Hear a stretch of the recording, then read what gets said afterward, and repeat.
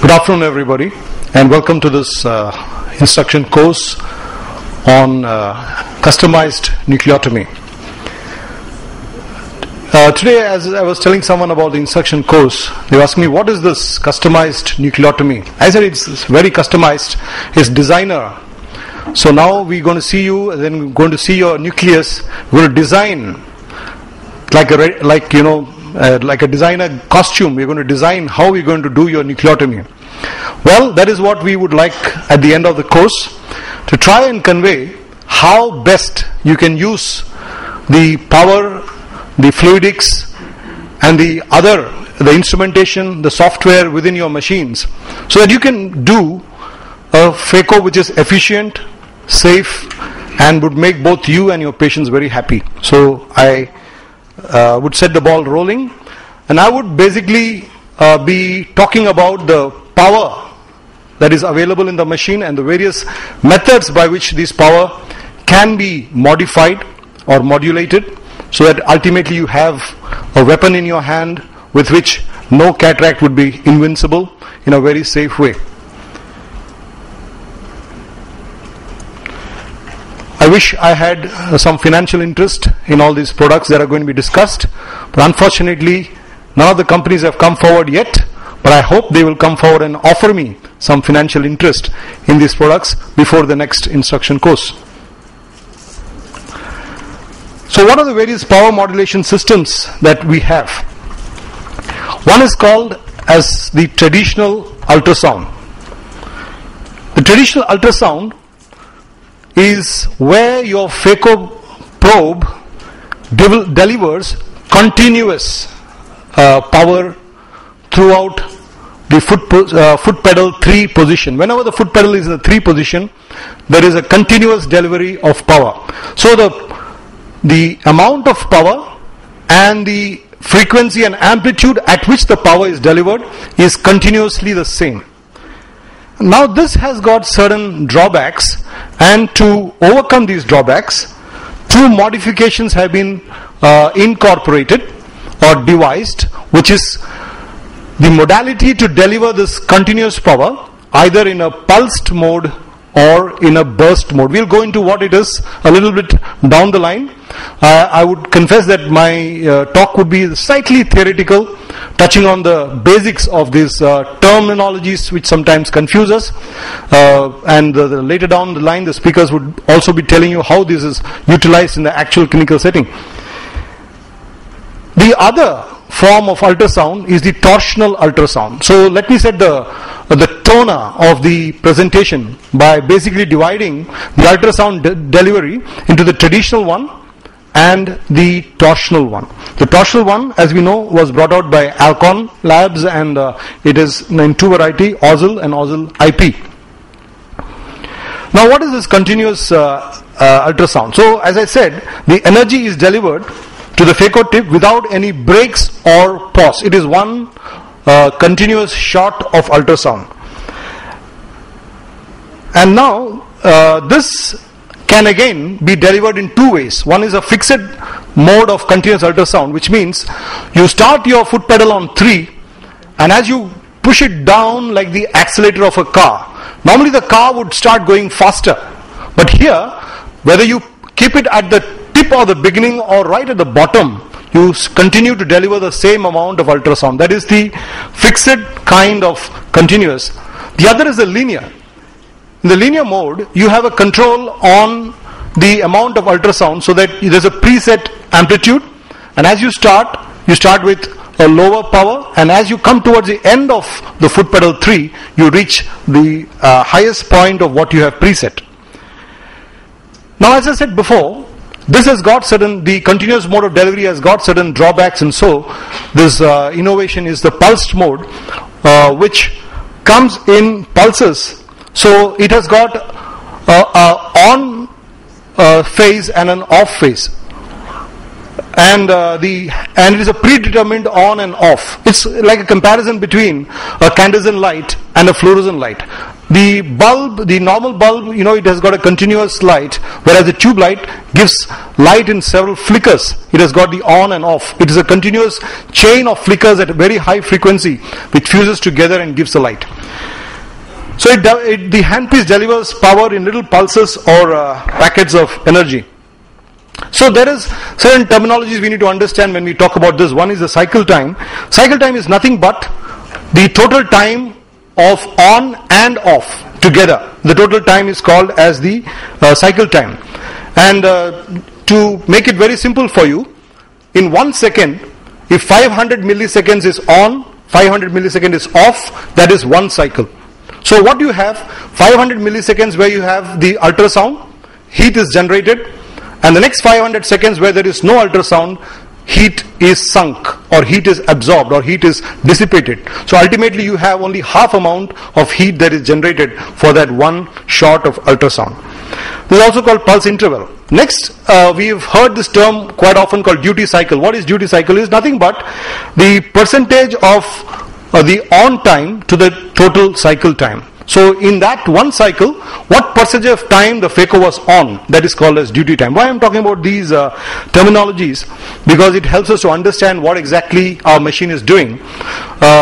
PPS is pulse per second. So you can set this. When you see your machine, you can see something called PPS. So you can set the number of pulses you want to set per minute. I will explain that a little bit more in the next slide. Because the traditional pulse mode, or the pulse mode which is there traditionally, it has got a fixed duty cycle of 50%. That means if 500 milliseconds it is on, and 500 milliseconds it is off. It is fixed. You can't change it. And maximum you can have 20 pulses. So in that 500 milliseconds which is on, you have 20 pulses. So that means 500 divided by 20, you have about 25 milliseconds of power in one pulse. That's a maximum to which the traditional pulse rate can break it down. But then we have something else that is called hyperpulse, where you can go for pulses as high as 100 pulses. So you have 500, you divide by 100, so you have something like 5 milliseconds of power coming in each pulse. So the amount of heat that is being generated is considerably reduced, because each pulse is giving only 500 milliseconds of energy. So as I was telling you, there are two options in which the pulse mode can be utilized. One is called as a fixed duty cycle and power. That means you go in phaco power step 3, you get the pulse mode, the number of pulses per second is also fixed, and the power, whether you keep 40 or 50 or 60, whatever the phaco power you kept, that is also fixed. It comes fixed. The other one is a variable pulse option, where suppose you keep a phaco power of 40 and a pulse per second of say 10, and you start at the top of your foot pedal 3, it may start with power of say, you start with 0 power, and but the pulse will be, and then as you come to say 5 power, you go a little bit down, you have still 10 pulse, and then it goes on till you reach the preset of 40 at the end of your foot pedal 3, but you still have 10 pulse per second. So this is a variable pulse, where you can vary the power of your pulse with the level of your foot pedal 3, but the number of pulse is fixed. Now there is a further development on that. How we can modify not only the power per pulse, how can you also modify the number of pulse? If you have an option where you can, as you go down, the power also can be increased and the number of pulse can also be increased, and as you come back, the power also can be reduced, the number of pulse can also be reduced, and then that is called as a burst mode. So burst mode, as I was telling you earlier, in pulse the duration of the pulse is fixed. It's 5 to 20, whereas in a burst mode you can control the length of your pulse from 80 to 600 milliseconds. You can control the duration of the pulse, and also you can vary the power settings. So in a variable pulse you have foot pedal 1, as I was saying earlier, where you start in foot pedal 1, you have fewer pulses coming, and as you keep going down, the number of pulses keep increasing so that they come closer to each other. but here the power is same. Now again here there is something called hyperburst. In hyperburst again you can control the duration of the pulse, the power of the pulse, and the number of the pulse. Am I communicating? Is it understandable? Yeah, good. Because I myself took some time to understand the whole thing. It was very confusing to me.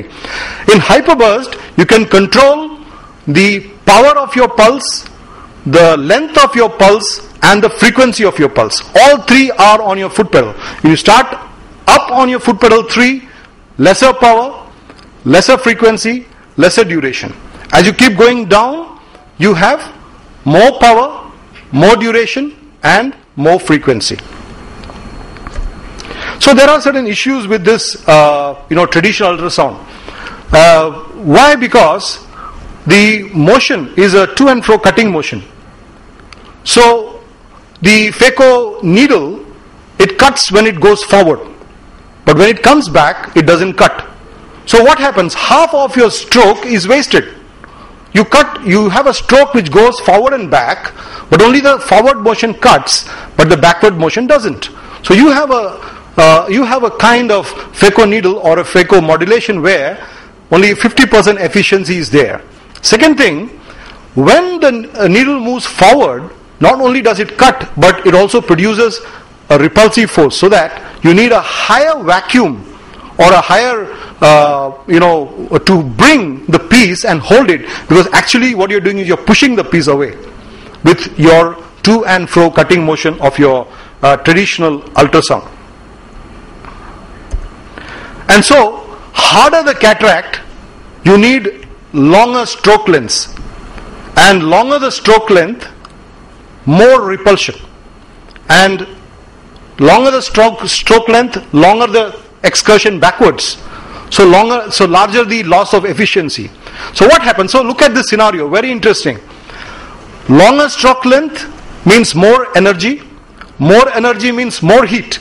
So ultimately you are generating more heat, but getting less efficiency, and not only less efficiency, more negativity in the terms of pushing your piece away from you. So what do you have in your traditional ultrasound when you're working on a hard cataract? You have struggle to bring the piece towards you, and once the piece comes towards you, you're going to push it away, and then again you're trying to bring it back towards you, and the bargain you have to use a lot of energy, develop a lot of heat, and you have wound burns, you have corneal decompensation, and much prolonged cataract surgery. So now, what is the answer to these problems? Would be a modification where instead of a to and fro motion, you can have a torsional motion, where, because here in a torsional motion, whether you move to the left or to the right, you still cut. You don't pull away from the piece is still there. The phaco probe moves to the left and to the right, and you still cut. That is the Ausl technology, where the phaco probe vibrates torsionally from side to side and not to and fro. So it is a shearing stress or a brushing effect. It's like you use a brush to dust off some powder or some dirt from the wall. So you have this brushing effect of the phaco probe, which the vacuum holds the piece, and the torsional phaco just brushes the the nuclear material, and the aspiration just keeps sucking it. So there is no loss of efficiency, and because there is you don't require that much higher energy settings, the heat generated is much low.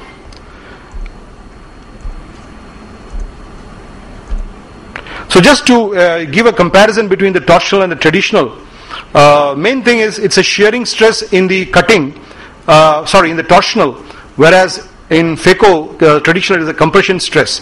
There is no repulsion here, there is more repulsion in the traditional.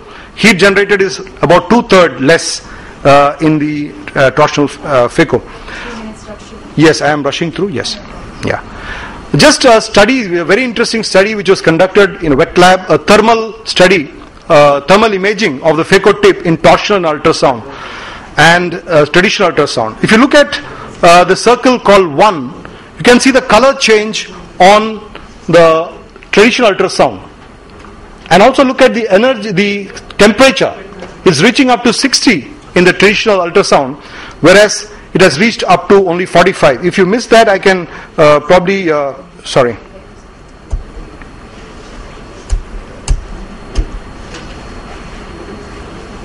Okay. So in this wet lab study that was conducted, you could see that the temperature generated in the torsional ultrasound is much less compared to the temperature generated in the traditional ultrasound. So in this, when you use this technology in heart cataracts, it improves the chamber stability, increases the flow and vacuum, reduces the heat. Also, since the turbulence antechamber is less, chamber collapse is less, you have lesser risk of posterior capsule rupture. Also, the amount of fluid used is less and overall surgical time is less. I want to show you this video here. Basically, I want to show you, this is a torsional ultrasound, and you can see here how the holding is, the purchase. It's a very hard cataract, and you can see that the pieces are, held like glue, like Fevicol. You don't have to go back and forth and try to get the pieces. The pieces are held there with very good holding.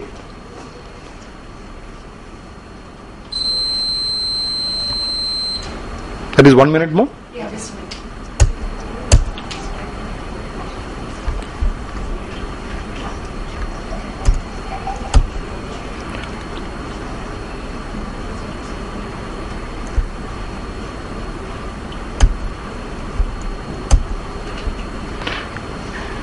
Yeah, this is another video where I want to show you what is called as chatter. Traditionally, you find the pieces flying around in the chamber, but you can see here the pieces are just sticking on. It is not moving away from the probe. It's basically quite large pieces. In spite of being large pieces, the pieces are not flying away from the probe. You can see I have to really push it away with my second instrument. Otherwise, it is just staying there. The pieces are not flying around in the anterior chamber, and it is sticking on very well. So the followability of the pieces are very less. Is very good. We'll try that now. This is again another video where I want to show you the stability of the chamber. It's a very small pupil. And normally in the small pupil chambers you will find that the disturbance in the chamber is very much. There will be fluctuation of chamber, shallowing of chamber. But because of this Ausl technology, you can see that the fluctuation in the chamber is very less and the chamber is extremely stable.